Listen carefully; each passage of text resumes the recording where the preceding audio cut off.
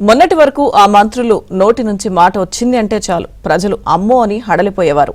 వారి మాటలు వింటున్న సామాన్యులకు వీరినా మనం ఎన్నుకున్నది అని నెత్తినోరు బాదుకునేవారు. అధినేత మెప్పు కోసం వారు చేసిన ప్రయత్నాలు అన్నీ ఇన్ని కావు. కానీ ప్రజల మెప్పు పొందాలంటే నోటి నుంచి వచ్చే బూతులు కాదు, చేతల్లో పని అంటూ ప్రజలు హెచ్చరించారు. నోటిని అడ్డు పెట్టుకుని ఫినాయిల్తో కడగలేని వారి నోర్లకు తాళం వేసేలా తీర్పునిచ్చారు ప్రజలు. కొందరు మంత్రులు, మాజీ మంత్రులు ఇంటికి సాగనంపారు ఏపీ ప్రజలు.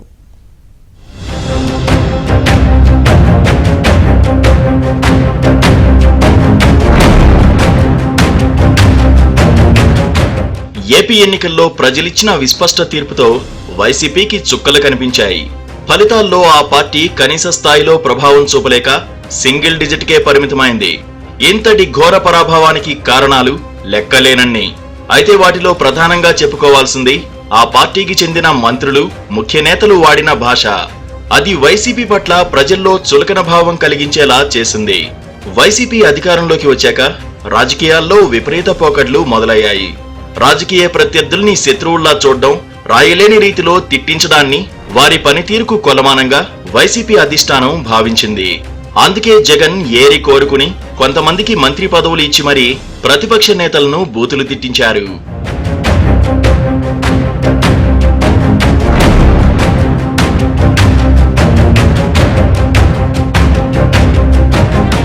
అధికారంలో ఉన్న పార్టీపై ఎన్నో విమర్శలు, ఆరోపణలు రావడం అత్యంత సహజం.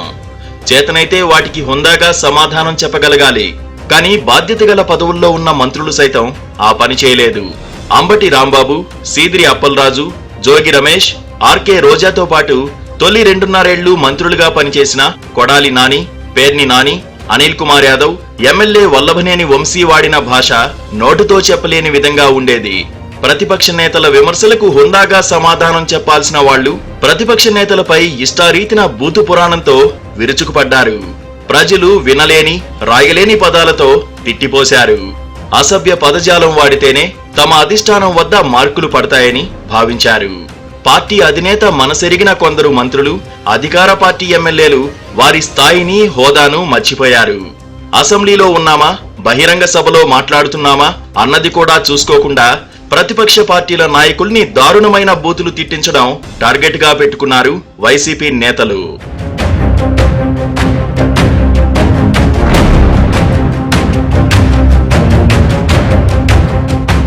టీడీపీ అధినేత చంద్రబాబు, జనసేన అధ్యక్షుడు పవన్ కళ్యాణ్, నారా లోకేష్ వ్యక్తిత్వాలను కించపరిచేలా వైసీపీ మంత్రులు వ్యవహరించారు. శాసనసభ ప్రతిష్టను మంటగలిపారు. నిండు సభలో చంద్రబాబుపై కొందరు వైసీపీ ఎమ్మెల్యేలు చేసిన వ్యాఖ్యలు అప్పట్లో తీవ్ర చర్చకు దారితీశాయి. ప్రతిపక్ష నేతగా ఆయనకు ఉన్న హక్కును కూడా కాలరాశారు. వ్యక్తిగతంగా టార్గెట్ చేశారు. ప్రజా సమస్యలపై చర్చించకుండా నియంతృత్వ పోకడలతో నడుపుతున్న కౌరవ సభలో ఉండలేనంటూ చంద్రబాబు బయటకు వెళ్లారు. మళ్లీ సీఎంగానే అడుగు పెడతానంటూ శపథం చేశారు. మరోవైపు పవన్ కళ్యాణ్ వ్యక్తిగత జీవితాన్ని ఉద్దేశించి సీఎం జగన్ సహా మంత్రులు పదే పదే వ్యాఖ్యలు చేశారు. 3 పెళ్లిళ్లంటూ తీవ్ర స్థాయిలో విమర్శలు చేశారు. చంద్రబాబు కుటుంబంతో పాటు పవన్ పై వైసీపీ నేతలు వాడిన భాష ప్రజల్లో తీవ్ర ఆగ్రహానికి కారణమైంది.